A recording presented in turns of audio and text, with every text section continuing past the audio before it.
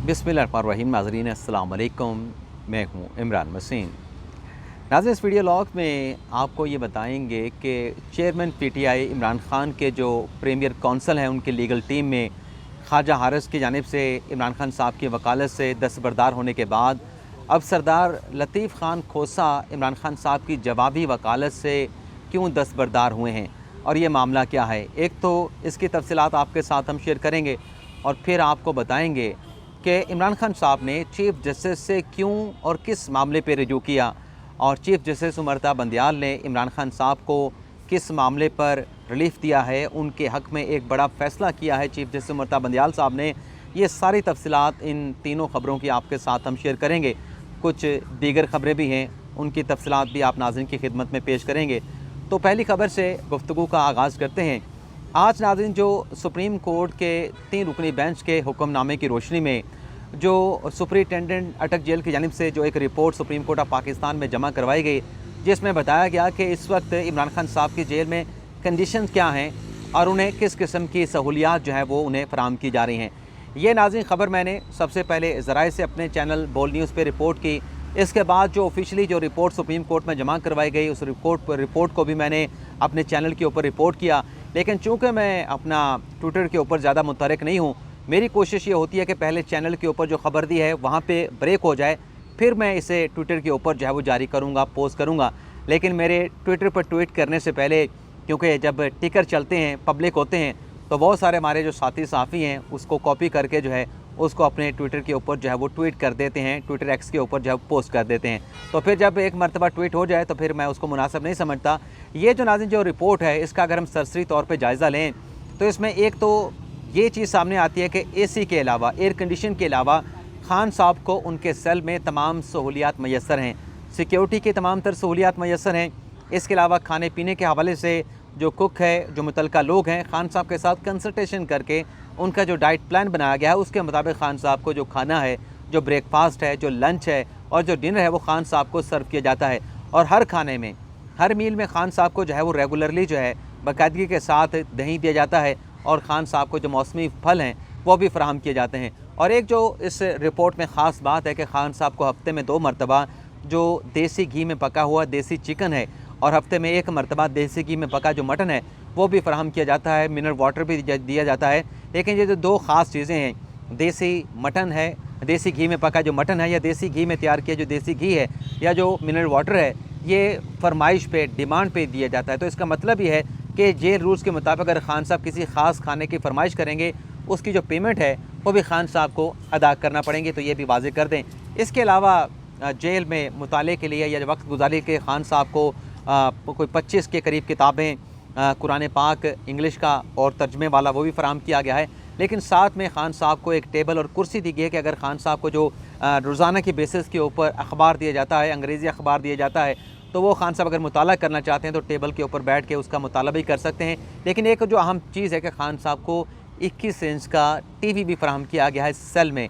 तो इसमें जो अहम सवाल है, क्या जो टीवी खान साहब को फ़राहम किया गया है उसके साथ कोई केबल की सर्विस भी है? क्या खान साहब कौन सा चैनल देख सकते हैं, कौन सा चैनल देखने की सहूलत फ़राहम की गई है? तो ये रिपोर्ट इस हवाले से मुकम्मल तौर पे ख़ामोश है। लेकिन एक मुफस्सल रिपोर्ट जो है वो जमा करवाई गई है। अगर खान साहब की इस कंडीशन के हवाले से जो रिपोर्ट जेल सुपरिटेंडेंट ने जमा करवाई है, इसको अगर काउंटर करना है तो खान साहब के जो वकला हैं या जो खान साहब की अहलिया बुशरा बीबी साहब ने सुप्रीम कोर्ट में एक बयान हल्फी जमा करवाया था, अगर सुप्रीम कोर्ट का 3 रुकनी बेंच चाहे तो इस रिपोर्ट के हवाले से फ़र्दर एवल्यूशन भी कर सकता है या फ़र्दर इंक्वायरी भी करा सकता है। लेकिन फ़िलहाल उस केस की कोई तारीख़ जो है वो सुप्रीम कोर्ट के 3 रुकनी बेंच ने, चीफ़ जस्टिस बंदियाल साहब ने कोई तारीख़ नहीं दे रखी। अलबत्ता जो चीफ़ जस्टिस उमरता बंदियाल साहब है उन्होंने ये इमरान खान साहब के हक़ में ये फ़ैसला ज़रूर किया है, क्योंकि कल जो कॉज लिस्ट जारी की गई थी सुप्रीम कोर्ट की, उसके मुताबिक चीफ़ साहब का अपना 3 रुकनी बेंच जो है वो मुख्तलिफ मुकदमात की उसने समाअत करना थी। लेकिन आज ये हुआ है कि चीफ़ साहब ने अपना बेंच जो है मनसूख कर दिया है, अपने बेंच को डिलीट कर दिया है और चीफ़ साहब रवां हफ्ते जो है मुकम्मल तौर पर चैम्बर वर्क करेंगे,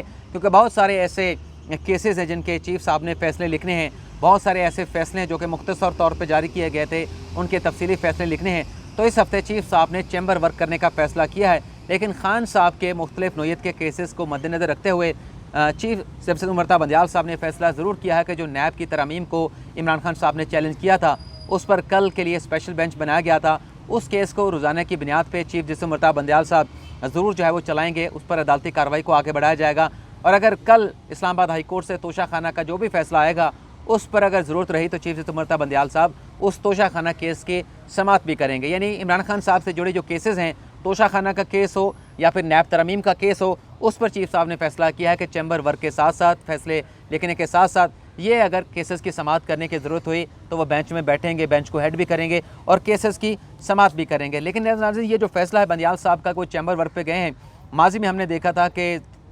जो चीफ जस्टिस थे अनवर ज़ैद जमाली साहब, वो 15 दिन के लिए चैम्बर वर्क पे गए थे। लेकिन यहाँ पे एक फ़र्क है, जो चीफ साहब चैम्बर वर्क पे गए हैं, जो अनवर ज़ैद जमाली साहब चैम्बर वर्क पे गए थे। अनवर ज़ैद जमाली साहब मुकम्मल तौर पर उन्होंने चैम्बर वर्क किया था, अपने आखिरी 15 दिनों में किसी केस की समाअत नहीं की थी। लेकिन यहाँ पे चीफ जस्टिस बंदयाल साहब ने ये चीज़ रखी है कि अगर फ़लाँ केसेस आए जो कि चेयरमैन PTI इमरान खान साहब के साथ जुड़े हैं, उनसे मुतल्लिक़ हैं, उन केसेस की बंदयाल साहब ने जो है वो समाअत करने का फ़ैसला किया है। लेकिन एक सवाल ये भी है कि इतने सारे केसेस जिनके फ़ैसले तहरीर करने हैं, जो फ़ैसले रिज़र्व किए गए थे या जो जिन केसेस के फ़ैसले मुख्तसर तौर पे जारी किए गए थे, अब उनके तफसीली फ़ैसले जारी करने हैं, ये इतना बैकलॉग जो है वो क्यों रखा गया? क्योंकि नॉर्मली हमने देखा है कि जो भी चीफ जस्टिस साहबान है, जो भी रिटायर होता है, वो कभी हमने चैम्बर वर्क पे जाते नहीं देखा। अनवर ज़ैद जमाली साहब अगर गए थे तो वो इसलिए गए थे, उस वक्त हालात कुछ और थे, कुछ खलाई ना दीदा क़ुव्वतें उनके के ऊपर प्रेशर था गालिबन, जो हमें ज़राए बताते हैं मुबैना तौर पे, तो वो उनका प्रेशर नहीं लेना चाहते थे। पनामा का केस सुप्रीम कोर्ट में आ चुका था, उसमें पहले 3 रुकनी बेंच बना था, फिर 5 रुकनी बेंच बना था। तो फिर उसके बाद एक ऐसी स्टेज आई जिस पर फिर अनवर ज़ैद जमाली साहब ने कहा था कि ठीक है, मैं इस केस को नहीं सुनता, इसमें नया बेंच बनेगा और नया चीफ जस्टिस जो आएगा वो इस केस का बेंच तश्कील देगा। तो 15 दिन के लिए वो चैम्बर वर्क पे चले गए थे और फिर साकिब निसार साहब आए थे, उन्होंने पनामा का बेंच बनाया था और फिर दोबारा से पनामा के केस की अदालती कार्रवाई का जो है वो आगाज़ हुआ था। इसके अलावा नाज़रीन, तोशा खाना के हवाले से एक और बड़ी अहम डेवलपमेंट हुई है। 2021 में जब चेयरमैन PTI इमरान खान साहब खुद वज़ीर-ए-आज़म हुआ करते थे, उनके दौर में फ़ैसला हुआ था कि जो तोशा खाना के तहाइफ़ हैं, उनकी मखसूस अफराद को पब्लिक नीलामी की जाएगी। पब्लिक नहीं, उन मखसूस अफराद को उस नीलामी में हिस्सा लेने की इजाज़त थी। तो ये मामला लाहौर हाई कोर्ट में गया था और लाहौर हाई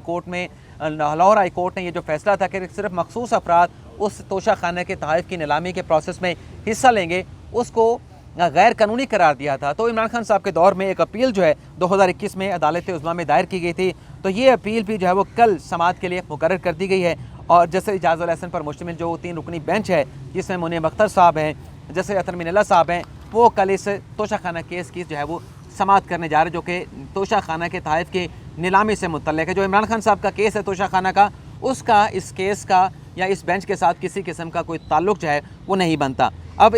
चीफ साहब के साथ इमरान खान साहब ने किस मामले पर रजू किया है, इसकी डिटेल भी आपके साथ शेयर कर लें। आज नाज़रीन 2 मुख्तलिफ आइनी दरख्वास्तें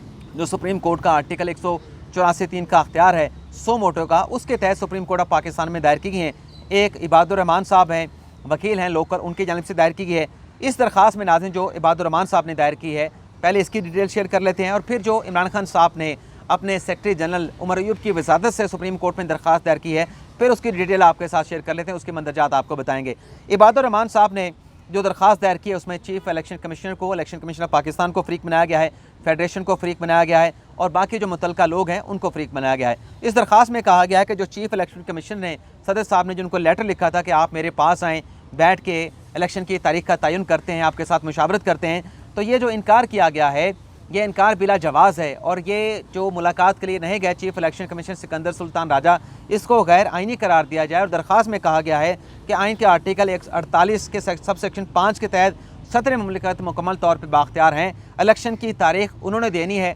असम्बली उन्होंने तहलील की है, तो लिहाजा सदर मुमलिकत जो है वो किसी के मोहताज नहीं 90 दिनों में इंतखाबात की तारीख देने के लिए। और निगरान जो सेटअप है, निगरान जो वज़ीर आज़म या कबीना है, उनका इस तारीख देने के साथ किसी किस्म का कोई ताल्लुक़ या कोई उन्हें मैंडेट जो है वो कानून ने नहीं दिया। तो इलेक्शन की तारीख के हवाले से सदर मुमलिकत साहब को तारीख देने का हुक्म दिया जाए और जो इलेक्शन कमीशन का फ़ैसला है कि वो नहीं जाएंगे, उसको भी गैर कानूनी करार दिया जाए। लेकिन जो पाकिस्तान तहरीक इंसाफ ने दरख्वास्त दायर की है, मतलब मुश्तरका दरख्वास्त है, सियासी जमात PTI की तरफ से भी दायर की गई है और सेक्रेटरी जनरल तहरीक इंसाफ उमर अयूब साहब ने भी दरख्वास्त दायर की है। इसमें यह कहा गया है कि जो 90 दिनों का शेड्यूल है जो कि देना था सदर मुमलिकत ने, जो कि नहीं दिया गया, एक तो सदर साहब को ये शेड्यूल इंतखाबात का देने का हुक्म दिया जाए और साथ में ये कहा गया है कि जो मुश्तरका मफादात कौंसल का जो फैसला था नई मरदमशुमारी के हवाले से, मुश्तरका मफादात कौंसल का वो जो फ़ैसला है उसको सेटिसाइड किया जाए, गैर कानूनी करार दिया जाए, और जो इदारा शुमारियात ने नई मरदमशुमारी के जो नताइज पब्लिक किए थे, गज़ट किए थे, इदारा शुमारियात का वो जो नोटिफिकेशन है उसको भी सस्पेंड किया जाए। और साथ में ये कहा गया है कि इलेक्शन कमीशन ने जो हल्का बंदियों को नोटिफिकेशन जारी किया था कि 17 अगस्त से लेके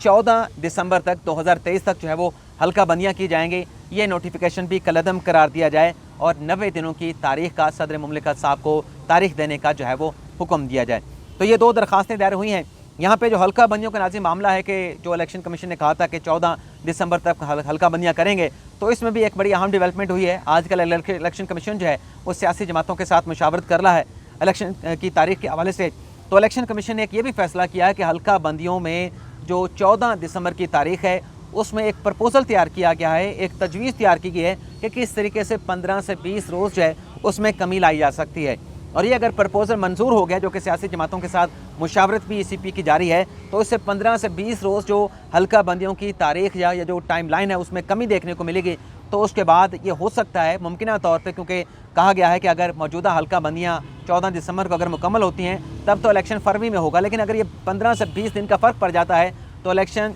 फरवरी से नीचे आके दिसंबर में भी करवाए जा सकते हैं। लेकिन देखना ही होगा कि ये प्रपोज़ल सियासी जमातें एक्सेप्ट करती हैं, इलेक्शन कमीशन इस पर क्या हतमी फ़ैसला करता है। अब आ जाते हैं नाज़रीन, जैसे आपको बताते हैं कि जो आइनी दरख्वास्त तहरीक इंसाफ ने सुप्रीम कोर्ट ऑफ पाकिस्तान में दायर की है, इसमें बैरिस्टर अली ज़फ़र साहब की खिदमात जो है वो हासिल की गई हैं। अब आ जाते हैं जो लतीफ़ खोसा साहब, जो कि प्रीमियर कौंसल हैं खान साहब के लीगल टीम के, इमरान खान साहब के, उन्होंने जवाबी वकालत से क्यों दस्तबरदार हुए हैं। नाज़रीन, जो तोशा खाने की 3 साल की सज़ा के खिलाफ चेयरमैन PTI इमरान खान साहब की जो अपीलें और जो सस्पेंशन की एप्लीकेशन है, इस पर जो पहली समाअत हुई थी, इसमें लतीफ़ खोसा साहब और ख्वाजा आरिफ साहब ने मुश्तरका तौर पर दलाइल दिए थे। और पहली समाअत के ऊपर, पहली इब्तदाई समाअत पे इलेक्शन कमीशन के वकील को, इलेक्शन कमीशन ऑफ पाकिस्तान को चीफ जस्टिस जो हैं अपने आमिर फ़ारूक साहब और तारिक महमूद जंगरी साहब ने जो है वो नोटिस जारी कर दिया था। दूसरी समाअत पे लतीफ़ खोसा साहब ने दलाइल दिए थे, बैरिस्टर गौहर अली खान ने दलाइल दिए थे और सलमान अकरम राजा साहब ने दलाइल दिए थे। तो उसके बाद अमजद परवेज़ साहब को दलाइल देने का मौका मिला।